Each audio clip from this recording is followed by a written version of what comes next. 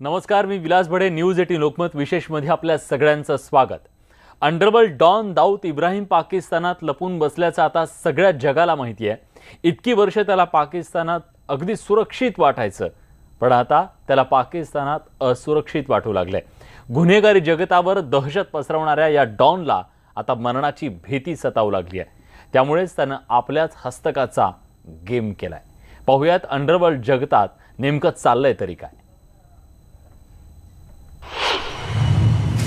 Underworld don Dawood Ibrahim घाबरला. आपल्याच हस्तकाकडून घातपाताची भीती, दाऊदकडून आपल्याच हस्तकाचा गेम. कराचीत फरूक देवडीवालाचा खात्मा. पाकिस्तानात दडून बसलेला अंडरवर्ल्ड डॉन दाऊद इब्राहिमनं आपला हस्तक फारूक देवडीवालाचा गेम केला. पाकिस्तानच्या कराचीत फारूकची हत्या करण्यात आली आहे. फारूकनं आपल्या हत्येचा कट आखल्याच्या संशयातून दाऊदनं छोटा शकील मार्फत फारूकचा गेम केला. खरं तर फारूक हा दाऊदचा खास हस्तक. मात्र गेल्या वर्षी दुबई पोलिसांनी फारूकला अटक केल्यानंतर दाऊदचा नूर पालटला. जुलै 2018 मध्ये भारतीय तपास यंत्रणांनी फारूकच्या प्रत्यार्पणासाठी दुबई पोलिसांशी संपर्क केला होता. त्या चौकशीत दाऊदला आपल्याविषयी संशय असल्याचं फारूकनं भारतीय तपास अधिकाऱ्यांकडे बोलून दाखवलं होतं. फारूक भारताच्या हाती लागू नये याची पुरेपूर काळजी पाकिस्ताननं घेतली होती. बनावट कागदपत्र आणि पासपोर्टच्या माध्यमातून पाकिस्ताननं फारूकचा ताबा मिळवला. त्यामुळे भारतीय तपास यंत्रणांना हात हलवत परतावं लागलं होतं. इंडियन मुजाहिदीन या दहशतवादी संघटनेत तरुणांची भरती केल्याचा फारूकवर आरोप होता. दाऊदनं आपल्याच हस्तकाचा गेम करण्याची ही काही पहिलीच वेळ नाहीये. तर 2008 मध्ये फिरोज कोकणी या आपल्या शार्प शूटरचा याच पद्धतीनं दाऊदनं गेम केला होता. गेल्या काही वर्षात दाऊदला आपल्या जीवाची भीती वाटू लागली असून आता पाकिस्तानही त्याच्यासाठी सुरक्षित राहिलं नसल्याचं फारूकच्या हत्येतून स्पष्ट झालंय. Bureau report, news 18 Lokmat, Mumbai. आणि आपण बघूयात की या सर्वेक्षणाचे डिटेल्स नेमके काय आहेत, काय या सर्वेक्षणातून समोर येते. विद्यमान खासदार प्रतापराव जाधव हे शिवसेनेचे खासदार आहेत सध्या बुलढाण्यातून. युती झाली तर जाधव हेच उमेदवार असतील.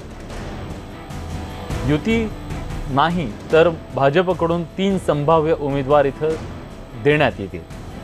त्यात सागर फुंडकर, आमदार डॉक्टर संजय कुटे आणि ध्रुपदराव साळवे ही 3 नावं भाजपकडून चर्चेत आहेत. युती झाल्यास इथं सेनेला फायदा होईल, पण युती झाली नाही तर मात्र शिवसेनेचा इथं पराभव होऊ शकतो. अकोल्यामध्ये विद्यमान खासदार संजय धोत्रे हे भाजपचे खासदार आहेत. शिवसेनेकडे प्रबळ उमेदवार इथं नाहीये. प्रकाश आंबेडकर यांचं युतीसमोर एक मोठं आव्हान आहे. MIM सोबत त्यांनी सध्या आघाडी केलेली आहे, त्यामुळे त्यांचीही ताकद इथं वाढलेली आहे. तर यवतमाळ वाशिम लोकसभा मतदारसंघात भावना गवळी या 4थी टर्म आहे त्यांची आणि सध्या त्या विद्यमान खासदार आहेत शिवसेनेच्या.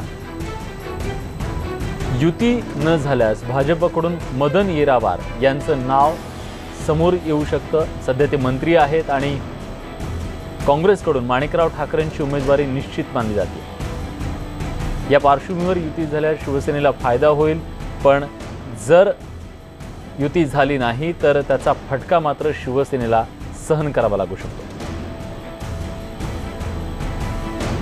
यवतमाळ नंतर आपण अमरावतीबद्दल बघूयात. अमरावतीत सध्या आनंदराव अडसूळ हे शिवसेनेचे खासदार आहेत. नवनीत कौर आघाडीकडून इच्छुक उमेदवार आहेत. युती झाली तर तिथं शिवसेनेला निश्चितपणे फायदा होऊ शकतो, पण जर अमरावतीत युती झाली नाही तर मात्र त्यांना फटका बसू शकतो.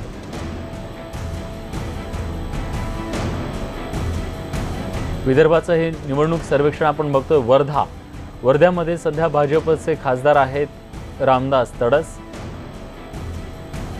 भाजपतर्फे यावेळी सागर मेघेंना उमेदवारी दिली जाण्याची शक्यता वर्तवली जाते. काँग्रेसकडून अमर काळे किंवा चारुलता टोकस इच्छुक आहेत. राजू शेट्टींकडून सुबोध मोहिते इच्छुक आहेत. युती झाल्यास इथं भाजपला फायदा होईल. युती झाली नाही तर सेनेतर्फे राजेश सराफ इच्छुक आहेत. तर नागपूरमध्ये सध्या नितीन गडकरी विद्यमान खासदार आहेत. युती झाली नाही तर सेनेतर्फे प्रकाश जाधव इच्छुक आहेत. काँग्रेसकडून विलास मुत्तेमवार आणि प्रफुल्ल गुडधे यांनी इच्छा व्यक्त केलेली आहे.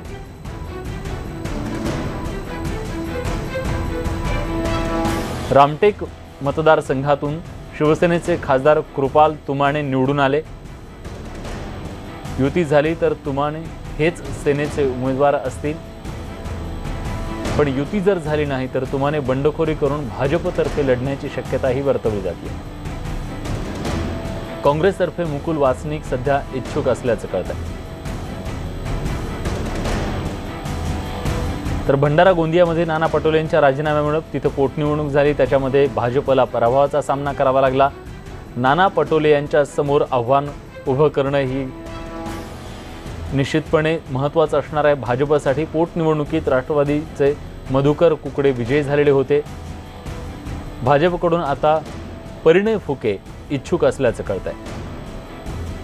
युती जर झाली नाही तर सेनेतर्फे नरेंद्र बोडेकर इथून लढण्याची शक्यता आहे. राष्ट्रवादीकडून प्रफुल्ल पटेलांची उमेदवारी निश्चित मानली जाते. या सगळ्या परिस्थितीत भाजपकडून कोण हाही प्रश्न आहे. गडचिरोली चिमूरमधून अशोक नेते हे भाजपचे खासदार सध्या आहेत.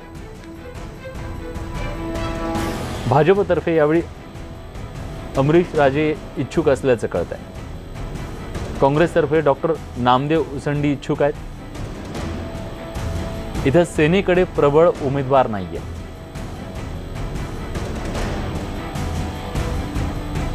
चंद्रपूर जिथं हंसराज अहिर हे भाजपचे खासदार आहेत, केंद्रात मंत्री सुद्धा आहेत. युती न झाल्यास भाजपला इथं फटका बसण्याची शक्यता आहे. सेनेतर्फे बाळू धानोरकर इथे इच्छुक आहेत. काँग्रेसतर्फे नरेश उगलिया इथे इच्छुक आहे.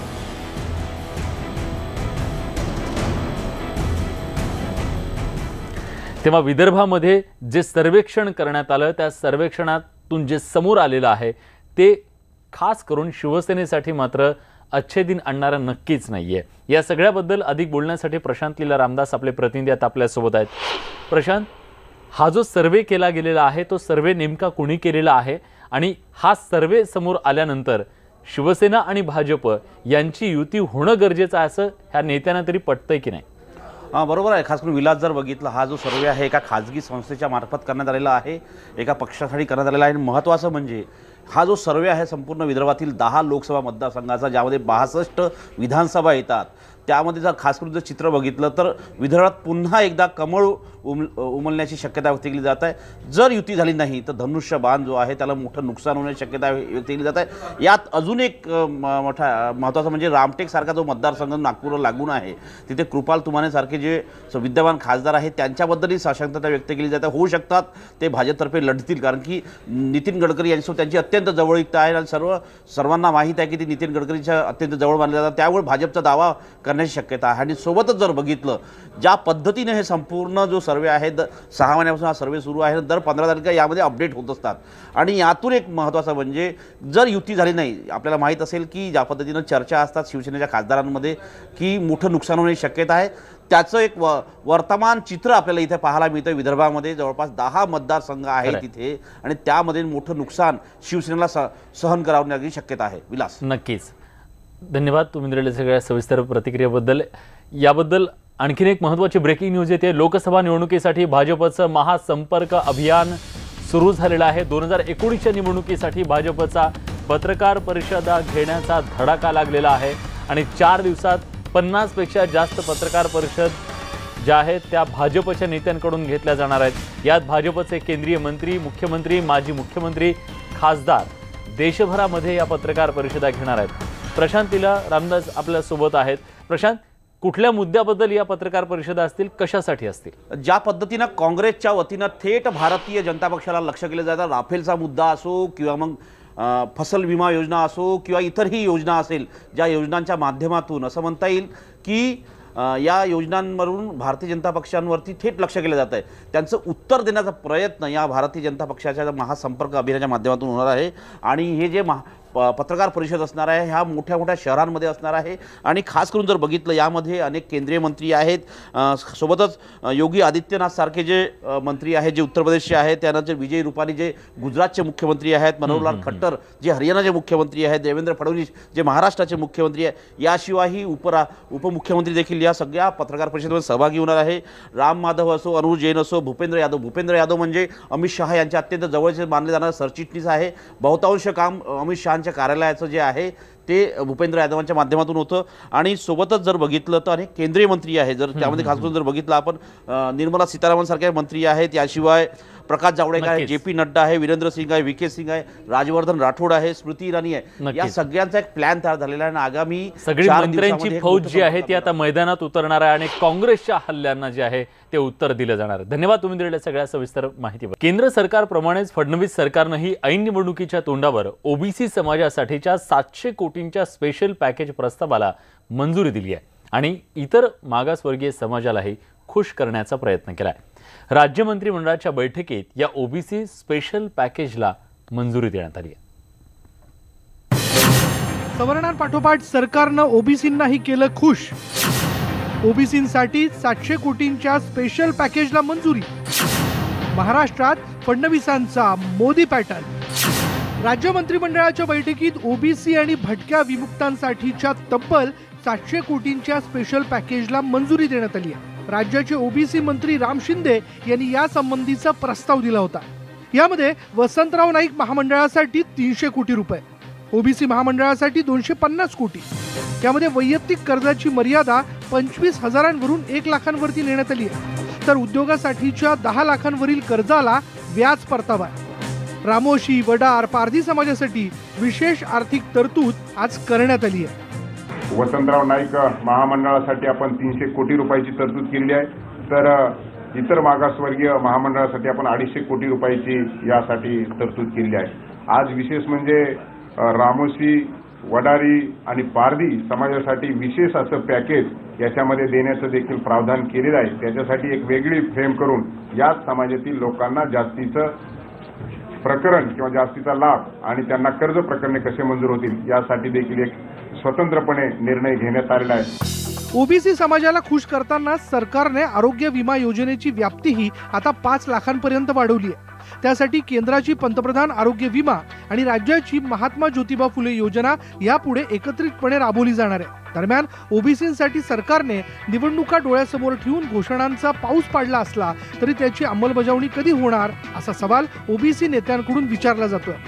निवडणुकीच्या तोंडावर अशा प्रकारचं प्रलोभन देणं हे सरकारचा म्हणजे सरकारवरचं असो की केंद्राचं असो की राज्य सरकार, अशा पद्धतीने हे सरकार भूलथापा देणारं सरकार आहे। हे याचा काही उपयोग होणार नाही आता वेळेवर, परंतु भटक्या विमुक्तांसाठी, मागासवर्गीयांच्या स्कॉलरशिपसाठी या तरतुदी पूर्वीच करायला पाहिजे होता। एवढा उशिरांना सांडपण सुटलाय। OBC मंत्री राम शिंदेंना मात्र हा आरोप मान्य नाहीये। याला इलेक्शन ओरिएंटेड निर्णय असं म्हणता येणार नाही आपल्याला की सगळ्याच लोकांचे जे काही प्रलंबित प्रस्ताव आहेत ते मान्य करण्याच्या दृष्टिकोनातून आपण हाती घेतलेला आहे। हा प्रस्ताव माझा अगोदरचाच होता, परंतु आज त्याला मान्यता मिळते आहे।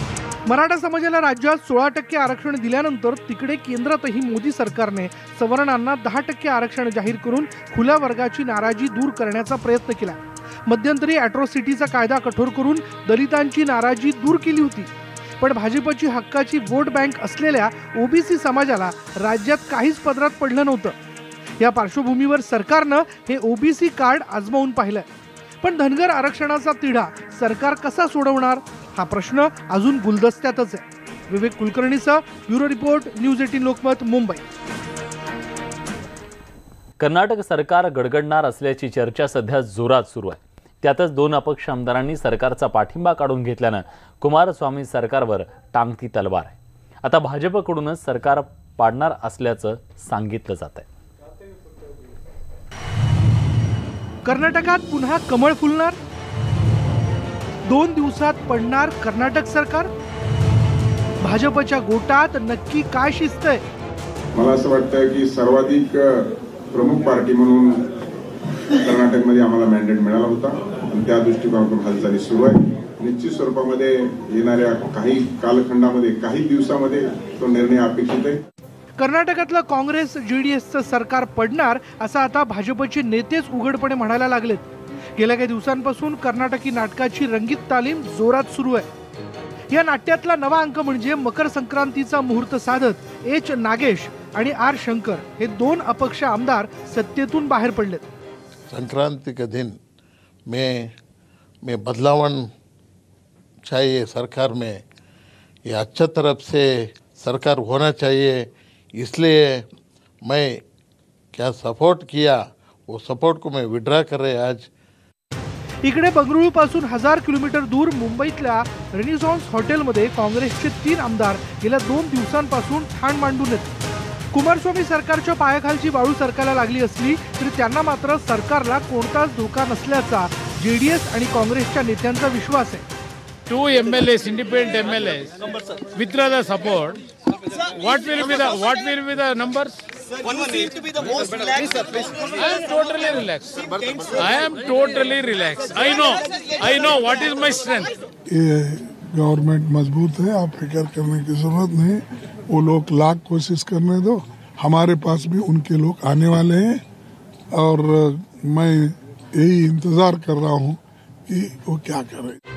कर्नाटकात भाजपला सत्ता स्थापनेसाठी आणखी 9 आमदारांची गरज आहे. इतके आमदार गळाला लावण्यात भाजपचं ऑपरेशन लोटस यशस्वी होणार का? कुमारस्वामी सरकार वाचवण्यात यश मिळणार का? याचं उत्तर भाजप नेत्यांच्या दाव्यानुसार येत्या काही दिवसातच मिळेल. Bureau report, news 18 Lokmat. यासोबत बुलेटिनमध्ये आपण इथेच थांबतोय. ताज्या घडामोडींसाठी बघत रहा न्यूज 18 लोकमत.